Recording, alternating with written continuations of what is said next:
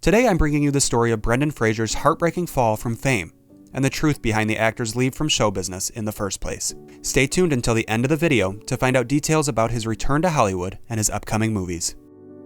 Hello, and welcome to Exploring Pop Culture, your home to the world's most interesting and recognizable pop culture icons. In this video, we'll be giving a comprehensive and deep dive into one of the most well-known actors of our time, Brendan Fraser. When Brendan Fraser hit the big screen with the Mummy films, Hollywood knew that it hit the action hero jackpot. Fraser was hunky, handsome, smart, and funny, the perfect combination for any action hero. But if we learned anything from Hollywood, it is that things are not always as perfect as they appear on screen. At the height of his career, Brendan Fraser seemed unstoppable. He was wanted by every production company out there, and it seemed like the world was ready to give itself to him on a silver platter. But at the peak of his Hollywood career, Fraser experienced an immense amount of trauma that ultimately forced him to turn his back on the show business and his new celebrity status. Over the span of only 10 years, this actor endured so much pain and trauma that nobody should ever have to experience, and he kept it all bottled in until recently. Brendan Fraser was born on the 3rd of December, 1968 in Indianapolis, Indiana. Despite his place of birth, Fraser also claims Canadian citizenship, as his parents are Canadian. Growing up, his family moved around a lot, and one time while on holiday in London, Brendan attended his first professional theater show, which sparked his love for acting. He would go on to pursue acting growing up and would graduate from Seattle's Cornish College of the Arts in 1990. After graduation, he moved straight to New York to pursue acting. But after a little trip to Los Angeles, he made the decision to move there. After less than a year in Hollywood, Fraser was already cast in his first movie ever, Dogfight. This movie brought Brendan his Screen Actors Guild membership. The actor was so enthusiastic and willing to go above and beyond for his roles, a trait that many would appreciate, but would actually take a toll on Brendan later on in his life. Too many injuries would result in Fraser going in for multiple back surgeries and partial knee replacement. While at the beginning, he wasn't making that much money, Fraser kept getting roles after roles until he landed the one role that would make him famous. In 1997, he portrayed George in George of the Jungle, a role that to this day is considered Fraser's breakthrough. This is probably the first role that got the whole world in love with Brendan Fraser. He was in great shape, paired with long hair and a sweet smile. It seemed that nothing could go wrong with him, and his biggest role was yet to come.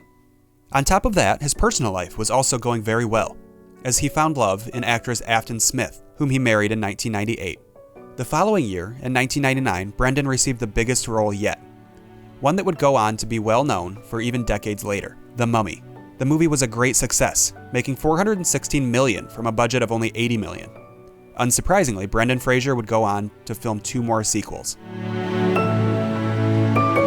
But instead of just sitting back for a bit to enjoy the success of The Mummy, it seems like Fraser was almost too eager to work. His next 5 films didn't do as well as his first ones, and ultimately took a toll on the actor's physical and mental health. The constant traveling to film and promote his movies paired with Fraser doing his own stunts resulted in Brendan spending the best part of the early 2000s in and out of hospitals. Besides the partial knee replacement and back surgeries I mentioned earlier on, Brendan also had to undergo surgery to have his vocal cords repaired. It seems like he just couldn't say no to Hollywood.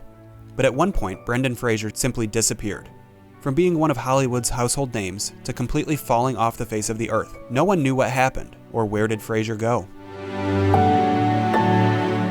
It was a decade later when Brendan would re-emerge and give a very honest interview with GQ magazine, in which he explained his reasons for leaving Hollywood for so long. He explained that the event that triggered it all happened back in 2003 when he attended a lunch at the Beverly Hills Hotel, thrown by the Hollywood Foreign Press Association.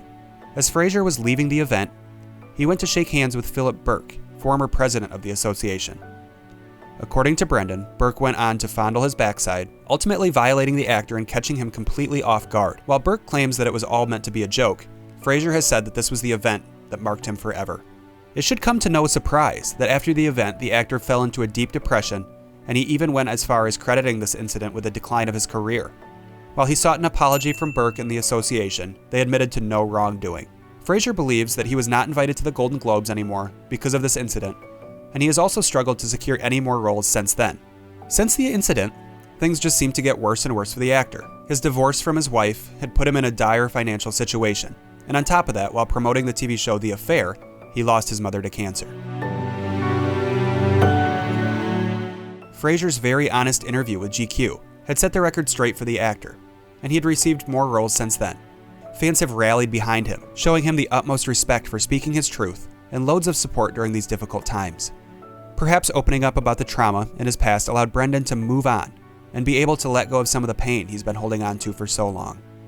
Since the interview, he's worked on quite a few movies, but doing it in his own time and while also taking care of his health.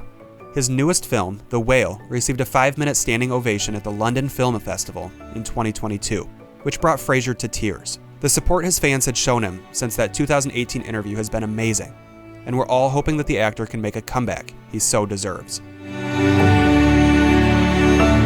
Brendan Fraser's story just comes to show, once more, that nothing is as it seems in Hollywood, and under all the glitz and glamour, there are stories of trauma and deep sadness. And with that, we've come to the end of this video. Be sure to hit the like button, subscribe to the channel if you haven't already, and turn on the bell notifications so you never miss an upload. Thank you so much for watching, and we'll see you in the next video.